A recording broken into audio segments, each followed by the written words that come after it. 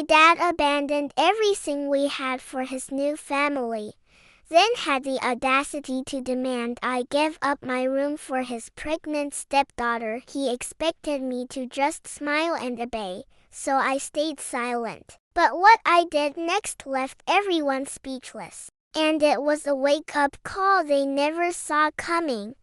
I'm a 21-year-old man living in a house I received from my grandmother around 2 years ago. It's not an enormous estate, but it's a respectable 2-story dwelling, and I hold immense pride in it. She specifically left it to me in her will because I had cared for her during her final years, and she wished for me to have a stable place to reside. To help manage the costs, I lease rooms to 3 of my companions: Jack, a 19-year-old male; Kim, an 18-year-old female; and Nay, an 18-year-old female. I've known Jack and Kim since our high school days, and Nay was introduced to me by Kim as someone in need of accommodation. They are decent individuals, and our cohabitation has been uncomplicated. We've experienced no conflict, just a straightforward roommate arrangement. We all respect the property, share responsibilities, and convene monthly to ensure everyone is in agreement. Then there's Susan, a 22-year-old female. Susan is my stepsister. Let me preface this by stating that Susan and I have never shared a particularly close bond. My father remarried when I was 14, and Susan was already 15 at that time. She is my stepmother's daughter from a prior relationship. She has always possessed a certain sense of entitlement, but for the most part, we coexisted while living under the same roof. Subsequently, our parents relocated overseas for my father's employment, and I envisioned finally experiencing some tranquility. I was mistaken.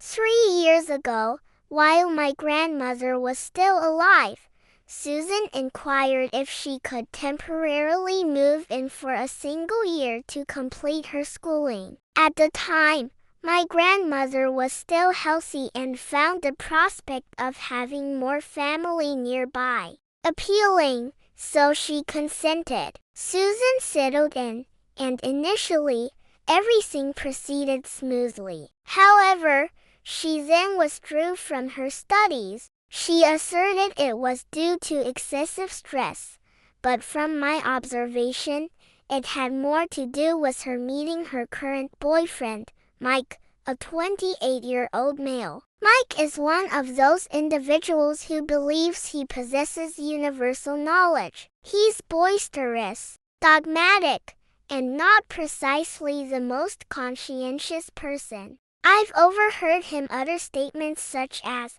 "Why does a woman need to attend college? That's a squandering of resources." And believe me, Susan readily absorbs such absurdity. My grandmother harbored no fondness for Mike whatsoever and made it unequivocally clear that Susan's arrangement was purely temporary. However, my grandmother passed away not long after, and Susan remained. Initially, I allowed it because I wished to avoid conflict. I was grieving, and it felt like too much to contend with. Susan assured me she would pay rent and assist, so I presumed it wouldn't pose a significant issue. It wasn't at first. The unwelcome announcement 5 months ago, Susan gathered us all and announced her pregnancy. I was unsure how to react. I mean, it's her life, and I'm not here to condemn her choices. But what I failed to grasp at that moment was that this child would soon become my responsibility. Initially, she informed us she planned to move in with Mike imminently. She stated they were seeking apartments together and her stay here wouldn't be prolonged. Honestly, I thought that sounded wonderful for her. She would have her own space to raise a baby, and Mike could finally fulfill his supposed role as a responsible partner. However, weeks turned into months, and no progress occurred. Mike still occupies his dismal apartment, but it's seemingly too small for an infant, and they can't afford anything larger. Meanwhile, Susan began acting as if my home had suddenly become her domain. At first, the alterations were minor. She started bringing home baby items, a stroller, a crib, and piles of infant clothing and simply stacking them in her room. That's her private area, so I paid it no mind. But then she started discussing childproofing the entire house, which made me apprehensive. I confess, I didn't immediately deter her. I thought, okay, making the house safer isn't a huge problem. We'd all discuss it at one of our monthly meetings and devise a fair strategy. But Susan wasn't waiting for that. She commenced redecorating without warning. I arrived home one day to discover gaudy floral curtains adorning the living room, and a pair of inexpensive turtle figurines on the hallway shelf. I was irritated but remained composed. I removed them and discreetly returned everything to Susan's room. I informed her that while I appreciated her attempt to make the house more inviting, the communal areas were not hers to alter. Well, she erupted. She began shouting about my controlling and unsupportive nature. She claimed the house felt stifling and like an elderly woman's residence. Yes, it was my grandmother's house. I reminded her that she was free to decorate her own room as she wished, but I desired the shared spaces to remain as they were. And here's the clincher.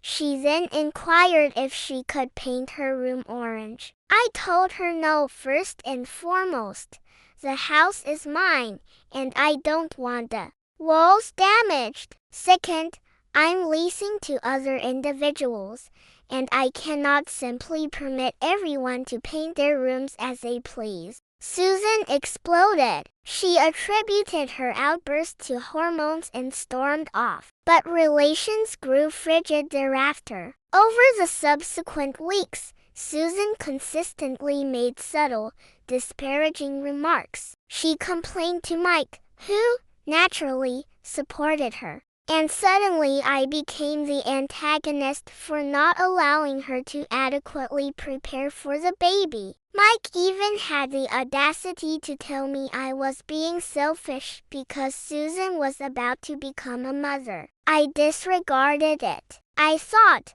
okay, she's hormonal, stressed, and she'll eventually compose herself. But oh boy, I was so utterly mistaken. The unreasonable proposal, all right.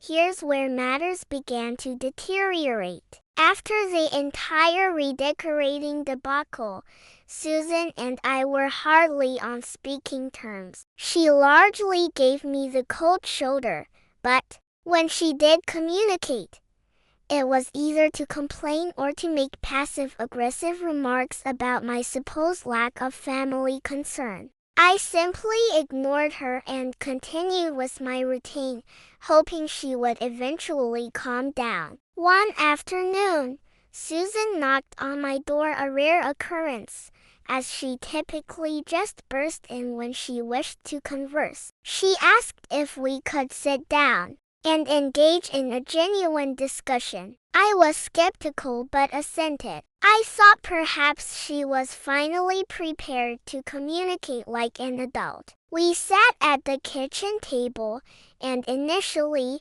Susan was composed. She began by expressing her extreme stress regarding the impending arrival of the baby and her feelings of unpreparedness. She mentioned the difficulty in finding an apartment with Mike and the exorbitant rent in our vicinity. Honestly, I sympathized. with her. I understand that having a child when you're not ready is a nightmare. Then she presented her bombshell.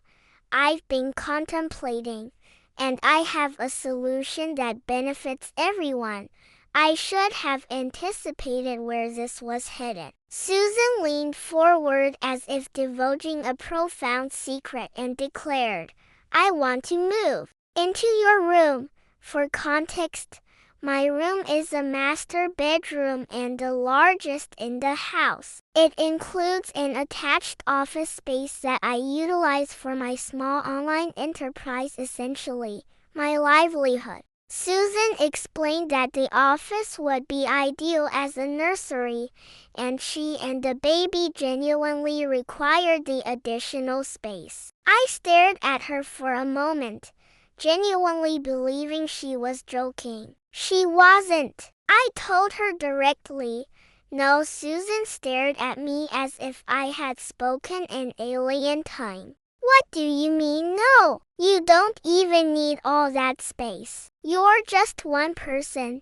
I told her I absolutely need the space. I use the office for my work, and I wasn't about to surrender my room simply because she chose to have a baby. It's not as if I forced her into this predicament. She looked at me as if I were being unreasonable and stated, but it makes sense. It's better for everyone. I asked her how precisely it was better for me, and she replied, because you'll be assisting your sister when she needs you most.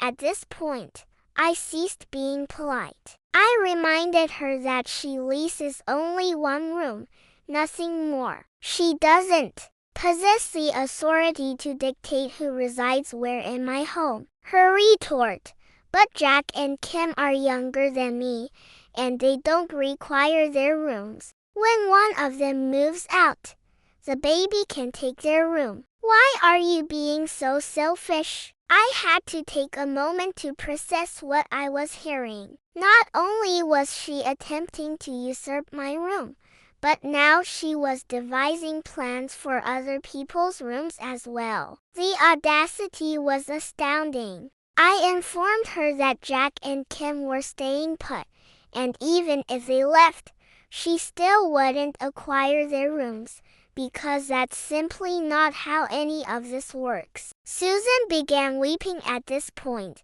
Large, theatrical tears. I can't believe you're doing this to me. You know I don't have anywhere else to go. I reminded her that she and Mike were already seeking an apartment, and if Mike genuinely cared about her and the baby, he should be the one making sacrifices, not me. That's when she completely lost control. She began shouting, accusing me of being heartless and selfish for not aiding my family in a time of need. She charged me with prioritizing strangers Jack and Kim over my own stepsister. I remained composed and informed her that I would not permit her to guilt me into doing something I did not wish to do. I told her this house was my residence, and if she disapproved of the arrangement, she could locate alternative lodging. That's when she played her ultimate card, our parents. She rose, wiped her face, and declared, fine, I'll speak to Dad and Mom. I'm certain they'll concur that you're being utterly unreasonable. I did not respond. I simply allowed her to storm off and slam the door to her room. Parental pressure and legal threats. A few hours later, my phone began ringing incessantly. My dad was calling, my stepmom was texting, and both of them were unequivocally on Susan's side. I finally answered when my dad called for the third time. Your sister contacted us in tears, he began, his tone immediately accusatory. Of course she'd called him. I wasn't even surprised. Did she tell you the part where she's been violating house rules, treating Jack and Kim horribly, and demanding my room? Or did she omit that? My dad sighed. She's stressed, son. She's pregnant. And you need to be more understanding. You're expelling her when she has no other place to go. I gave her 30 days notice. I stated as calmly as possible. She's had ample time to resolve this. She's not my responsibility. She's an adult, and so is Mike. They can manage this together. She's your family, he retorted. You're supposed to assist your family. I've been assisting her for years, I said. This house is mine, and I'm not letting her exploit me any longer. We argued back and forth for a while, but it was clear my dad wasn't listening to me. He concluded the call by stating his disappointment and that I was acting selfishly. I hung up and sat in silence for a while, attempting to process everything. After Susan's dramatic text about contacting a lawyer, I knew she wasn't bluffing about trying to make my life miserable. She's always been the type to escalate situations when she doesn't get her way, and with Mike involved, I knew things were going to become complicated. 2 days passed after the last outburst, and the house was quiet again, too quiet. Jack, Kim, and they were all on edge, but we were striving to live our lives as normally as possible. Susan hadn't returned yet, which suited all of us. I assumed she was still staying at Mike's, contemplating her next move. I was mistaken. On the third morning, I awoke to Jack pounding on my door at 7 o'clock a.m. Mike's here, he said, looking angry and still half asleep. He's in the driveway, and he's unloading stuff. I think he's attempting to move in. At first, I thought Jack was joking, as I couldn't imagine even Mike being that audacious. But when I peered out the window, sure enough, there he was, dragging a mattress from the back of his dilapidated truck as if he intended to establish residence. I was so astonished I almost laughed. Almost. I quickly dressed, grabbed my phone, and stormed outside. What the hell do you think you're doing? I demanded as I approached Mike. He looked at me as if I were the one in the wrong. Susan told me I could bring my things in. You didn't seriously believe you could keep me out, did you? I was so enraged I felt like I could explode. First off, Susan doesn't own this house. I do. Second, you're not moving in, period. Take your belongings and leave, or I'm contacting the police. Mike smirked and leaned on the mattress as if he had all the time in the world. You're going to call the police on the father of your sister's baby? Nice. Truly elegant.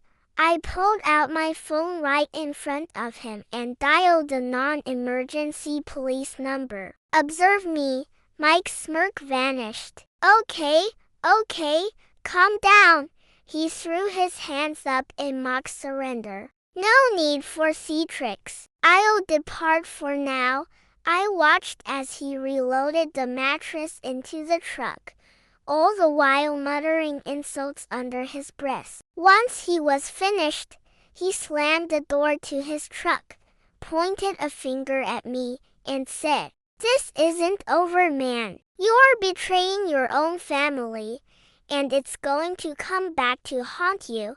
I ignored him. I wasn't about to engage in an argument with someone who considered threatening me a sound idea. I remained outside until he finally drove off. Jack, who had been standing near the porch the entire time, let out a low whistle. I didn't think he'd actually try to pull that, Jack said. What was he even thinking? Honestly, I don't think he was thinking, I replied. He probably assumed he could simply intimidate his way in. As always, the rules of the house. About an hour later, Susan texted me. What the hell is wrong with you? You called the police on Mike. He was just trying to help me move in. I didn't even bother to respond. Mike wasn't moving in. End of story. But Susan wasn't finished. A couple of hours later, I heard her car pull up. I braced myself as she walked through the door, slamming it behind her. She was holding some papers in her hand and looked ready for a confrontation. What's this? She demanded, shoving the papers at me. I looked them over, and I swear I almost laughed. They were random internet printouts about tenant rights and eviction laws. I handed them back to her. Susan, this doesn't apply to you. I already consulted a lawyer. You're months to months. I gave you proper notice. You have no legal standing. Her face turned red. Mike says I do have rights, and you can't just throw a pregnant woman out. I'm family, and this is our home. I had to take a deep breath to prevent myself from yelling. Susan, I'm done explaining this to you. You've violated house rules, disrespected me and my roommates, and now Mike's attempting to move in behind my back. You have 30 days. That's it. She stared at me for a moment, her hands shaking as she crumpled the papers. You're going to regret this. Dad's already on my side, and when he discovers how cruel you're being, he's going to compel you to let me stay. I laughed bitterly. Dad has no authority over this house. It's mine, Susan. You can weep to him all you want, but it's not going to alter anything.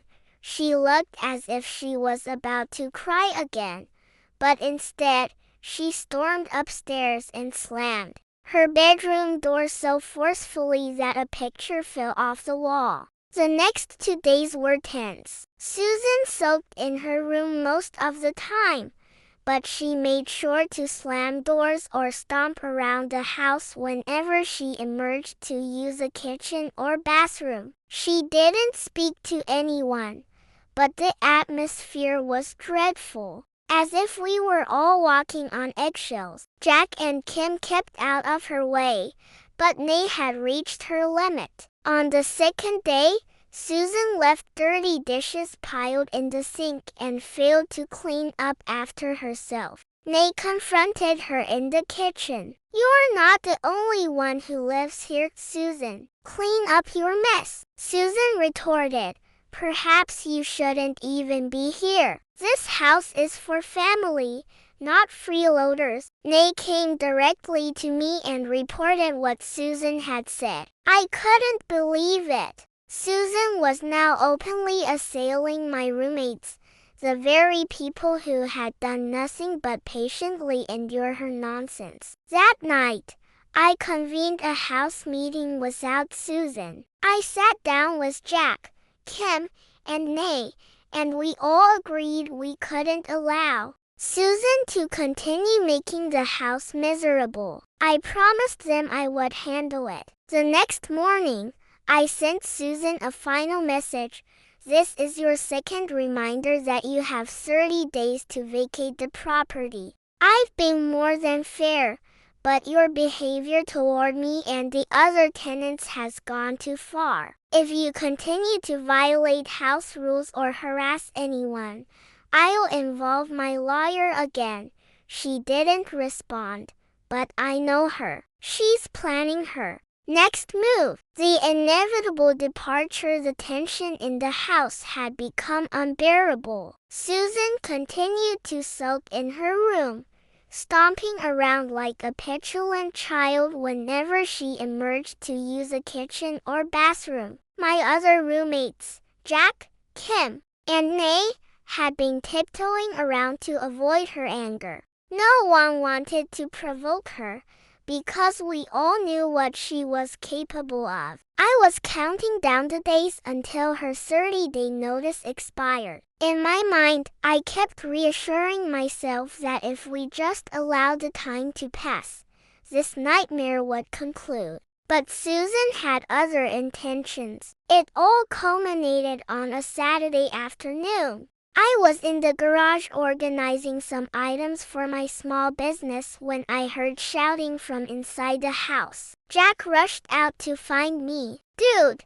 Susan's going insane," he exclaimed, out of breath. "She's throwing things around the living room and screaming at Nay." I abandoned everything and ran inside. Sure enough, when I entered the living room, Susan was in a complete meltdown. Nay stood near the wall with her arms crossed, appearing both angry and astonished, while Susan paced the room with tears streaming down her face. "You people are so ungrateful," Susan shrieked, her voice cracking. "I'm pregnant. I'm carrying a child, and you're all treating me like trash." "Susan, what the hell is happening?" I inquired, attempting to keep my voice steady. She turned on me, pointing a trembling finger in my face. This is all your fault. I told you I needed assistance, and you're just expelling me as if I'm nothing. You don't care about family. You don't care about me or my baby." Before I could respond, she grabbed one of the throw pillows from the couch and hurled it across the room like a weapon. It struck the coffee table and knocked over Nay's water bottle, which spilled everywhere. Nay finally lost her composure. "You're deranged, Susan. I've been patient, but this is it. You're treating us like garbage when we've done nothing to you. You're making this entire house miserable." "Miserable?" Susan shrieked, clutching her stomach as if enacting the ultimate victim. "I'm the one who's been treated abhorrently since I moved in. All I desired was a little support, and you've all been against me from day one." I took a deep breath, trying to maintain my composure as I approached her. "Susan, this must cease. You cannot throw tantrums and destroy property in a house that isn't yours. I've been more than reasonable. You're making this more difficult than it needs to be." Susan's eyes narrowed at me, and for a moment, I swear I saw something change. It was no longer tears. It was anger. "You think you're so virtuous," she said, her voice suddenly quiet and dangerous. "You don't deserve this house. Grandma would have wanted me here. She would have wanted me to have a secure place for my baby." I couldn't help but let out a bitter laugh. "Are you serious? Grandma didn't even permit Mike into the house when she was alive. You're attempting to rewrite history because it serves your purpose. This is my house, Susan, not yours, not Mike's, and certainly not Grandma's anymore. You must accept that." She stood there frozen for a moment, looking at me as if I had just struck her. Then she did something I didn't anticipate. She stormed upstairs and slammed her bedroom door so forcefully that a picture fell off the wall. For the next hour, the house was silent. Jack and Kim helped Nate clean up the water Susan had spilled, and we all sat in the kitchen, simply waiting. None of us knew what her next action would be, but we were all on edge. Then Susan returned, downstairs, this time dragging a suitcase behind her. Mike was outside in his truck, blaring the horn like an imbecile. Susan uttered not a word to any of us as she walked past. Her face was blotchy from crying, but she looked furious, as if she had swallowed her pride but was still simmering with resentment. When she reached the front door, she paused and turned to face me. "I hope you're content," she said, her voice cold. "You've ruined everything. I'll ensure Dad and Mom know precisely how dreadful you are. You're going to regret this someday. I'm certain I won't, I calmly replied. She glared at me for a moment, then stormed outside. Mike loaded her suitcase into the truck, and they sped off, tires screeching down the street. The house felt eerily quiet once she was gone, as if we'd all just survived a hurricane. I stood in the living room for a minute, trying to comprehend everything. Jack approached me and clapped me on the shoulder. "Well, that was dramatic," he stated. "Understatement of the year," Nay muttered as she joined us. "I'm just relieved she's finally gone. I can't believe she threw such a complete tantrum. I knew she'd depart with a bang," Kim added, shaking her head. "But at least it's over." And it was. For the first time in weeks, I felt like I could breathe again. The aftermath and newfound freedom over the next few days, Susan continued to bombard my phone with angry texts and voicemails. I disregarded them all. My dad telephoned me twice to chastise me about abandoning my sister and behaving like a monster, but I was not backing down. I calmly informed him that Susan had created her own predicament, and it was not my obligation to rectify her issues. Eventually, the calls and messages ceased. I suppose Susan realized she was making no headway with me. With Susan gone, the atmosphere in the house completely transformed. Jack, Kim, Nay, and I finally felt capable of relaxing once more. We tidied her room, which had been left in disarray, and I changed the locks one final time, purely as a precaution. Looking back, I harbor no regrets. I stood up for myself, my companions, and my home. Susan attempted to manipulate, bully, and guilt-trip me into relinquishing everything I had diligently worked for, but I did not yield. It's unfortunate that my dad and stepmom remain on her side, but at this point, I've accepted it. Some individuals will perpetually choose to perceive only what they desire to see. I know Susan is out there somewhere, likely portraying me as the antagonist in her narrative, but I am unconcerned. I am finally liberated from her turmoil, and the house truly feels like home again. If you derive any lesson from this account, let it be this: do not permit entitled individuals to exploit you simply because they are family. Establish boundaries. Stand your ground. It is undeniably worthwhile.